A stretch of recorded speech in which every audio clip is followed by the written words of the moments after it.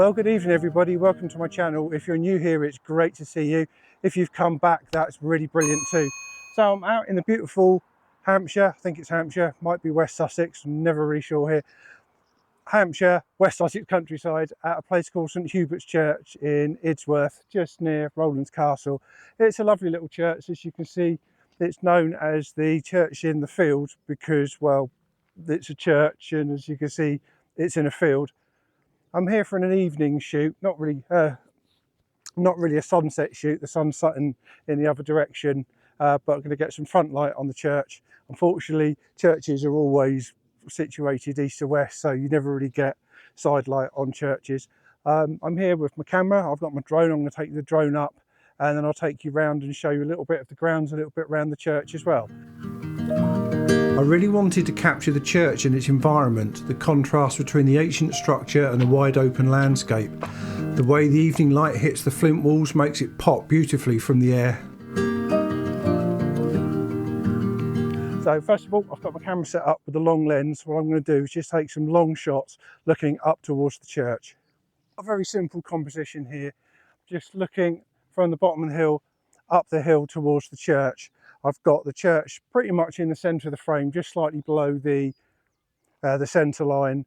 So I've got about a third or so of the grass leading up to the church in the middle, and 2/3 sky above. It's not the most attractive sky, there's a little bit of detail there, but I'm sure I can pull out a little bit of contrast when I get home.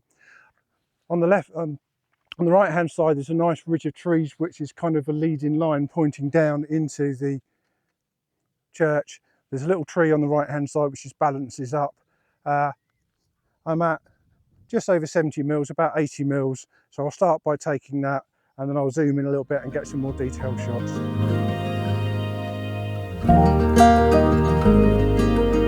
That's the one at 70 mils, and if I push right in, I'm going to go into, well, just shy of 200 mils, probably about 180 mils, something like that. I've got the bottom of the church just sat on the bottom third line there, still in the centre of the frame. That's going to look really, really nice. Just need to drop the exposure a little bit because it's quite a bright church, so I don't want to blow out the highlights there.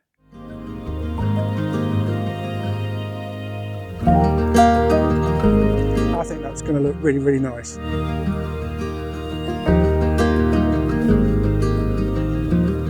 Switched out the long lens for a more standard 24-70, take some wider angles, get a little bit more of the environment in. It's such a pretty little place this.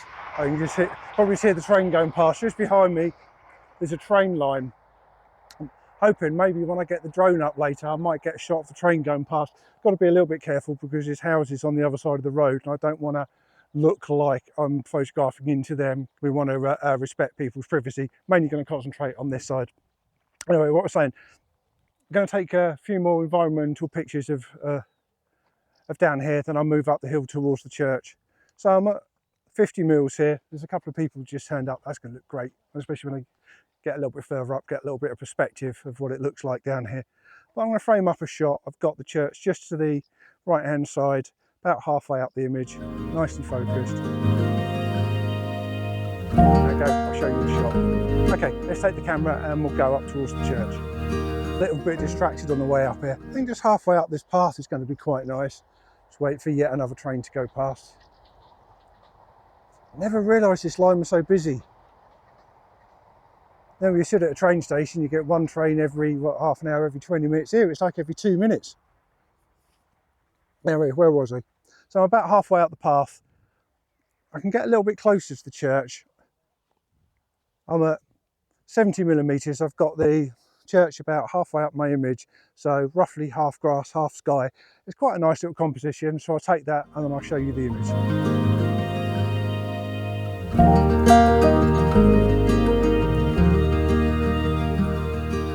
And there's the image. That's going to look really nice as the sun sets and we get a little bit more golden light. That's going to light up the side of the building.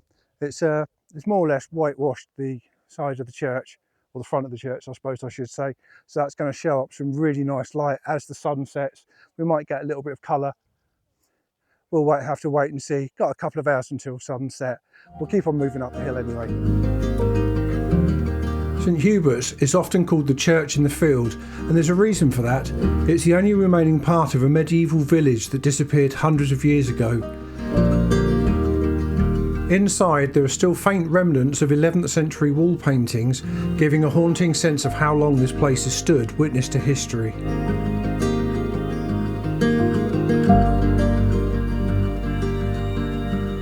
I've come up to the top of the hill by the church now. While I'm up here, I wanted to give you a little bit of a view of what's around, because this is such a stunning place. The landscape here is absolutely gorgeous, right in the heart of the South Downs National Park, full of fields and little farms and rolling hills. It's an absolute glorious place to come. It's going to be such a lovely evening up here. It's one of those places that's easy to miss if you don't know where it is, this church. It's off a little quiet country road just out the back of Rowland's Castle, easy to miss. Known as Hampshire's hidden gem. It's an absolutely fantastic little church. Goes back to the 11th century and they still hold services here. It's still a working church. If we're lucky, the church might be open and we might be able to go in and I might be able to take you around. We'll see, but I've got my short lens on the camera. I'm just going to have a quick walk around to just see if there's anything to take photos of around the side of the church, some little bit more intimate pictures of the building and its surroundings. So you can see I've got the camera set up. I've gone for a vertical picture this time just so I can get just the church in with a little bit of ground underneath it. Got a little, about a third of the picture is going to be the grass, then the church, then a little bit of sky above. Frame up, take the picture and I'll show you what it comes out like.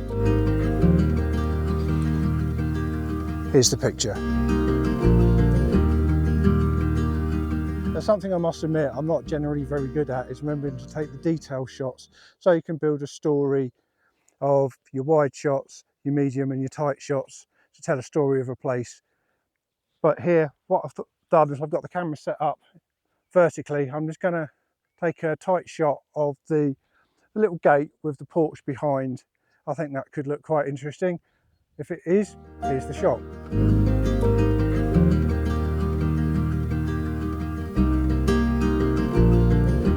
So that shot's at f8. I think what I'm going to do is I'm going to drop my aperture down to f4. Just see if I can get a little bit more of a shallow depth of field. Just push the porch back a little bit. Now I think what I'm going to do is I'm going to get a little bit closer up to the gate. Just come out a little bit. Frame up very, very similarly. And then try that again.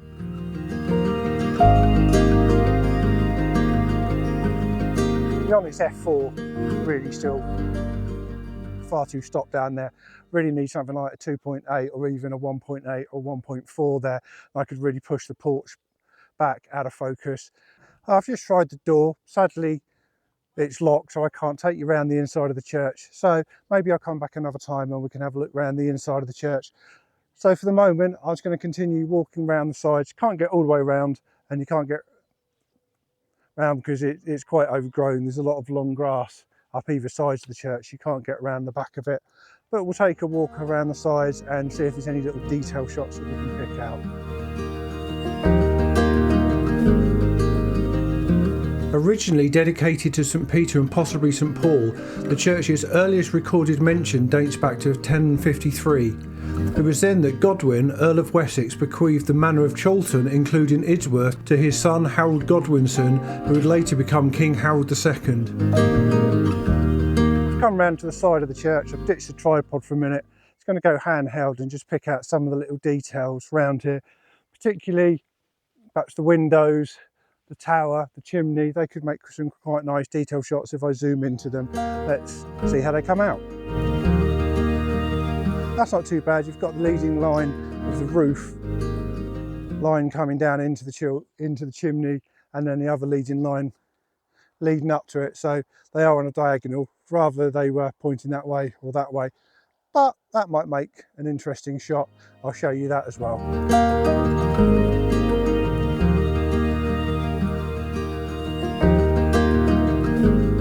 I frame up a picture of the window here.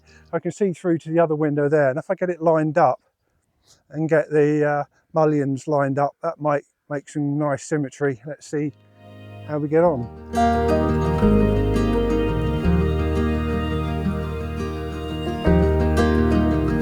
tell it's spring. There's loads of little birds around. Those little, I think they're swifts or swallows. Isn't that the sign of summer in this country? I wonder if I can get a picture of any of them.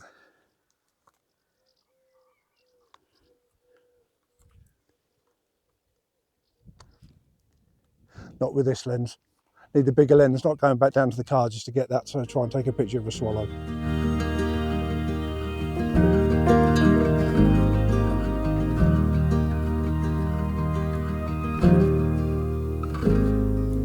Come back down to the bottom of the hill. The light's fading a little bit, the sun's going behind a bank of clouds. Don't think we're going to get much of a sunset tonight, unfortunately. So I decided I'll come back down here while I've still got a little bit of daylight left. I'm going to get the drone up. Got to be a little bit careful because of all the birds up around the church. I don't know whether I really want to take it round the church. I don't want to interfere with the birds too much, especially this time of year. I'll see if they take any interest and I'll show you the shots. The church's architecture reflects its long history. The nave, dating from the 10th century, features a small Norman window and a blocked Norman doorway. The chancel was added in the 12th or the 13th century, and the nave was widened on the south side in the early 16th century. One of the church's most remarkable features is its 14th century wall paintings. These artworks, uncovered in the 1860s, depict scenes including St John the Baptist's imprisonment and beheading, as well as a unique portrayal of St Hubert curing a man who believed himself to be a wolf, a legend known as the hairy anchorite. St Hubert stands alone in a field, a silent witness to the vanished medieval village of Idsworth. The village was likely deserted in the 14th century, possibly due to the Black Death. Today, the church remains a solitary monument to the once thriving community. This is one of the most peaceful shots I've done in a long time. There's no sound here apart from the occasional train going past, the odd little bit of traffic, a little bit of bird song. The group of girls, they're right up the top of the hill by the church, so I'm not disturbing them, they're not disturbing me. Light's really dropping now, so I think I'm probably going to call it a night. I'm not going to get much of a sunset here, not really going to get any light. It's getting a little bit grey and uninteresting. This is definitely a good place for astrophotography though. I've seen some great shots of starscapes here. I think my friend Greg, I'll put a link below to his Facebook and Instagram, GCN Photo. I'll put a link below. Go and check him out. He's an excellent photographer. I think he's been out here and done some night stuff. Maybe I'll come out here sometime when I've got a clear night and try and get some stars behind. I don't think you'll get the Milky Way here. It's kind of pointing in the wrong direction, but I'm sure you'll get an epic starscape behind there. But for tonight, from this wonderful place, from the church in the field, thank you for watching. Please like and share. Consider subscribing to my channel. It doesn't cost you a penny, but it really helps me out, helps get my content out to other people. Drop me a comment below. Tell me what you think of this place if you've been here. If you've got any other places you think I could visit to take photographs of, that would be really good. I'd love to see your comments. Even drop me some of your own photos so I can take a look, get some inspiration. But until the next time, see you later. The dark feels heavier without you. St Hubert's Church is more than just a building. It's a tapestry of English history woven through centuries of faith, art and resilience. Whether you're a history enthusiast or a seeker of tranquility, this little church in the field offers a profound connection to the past. Again.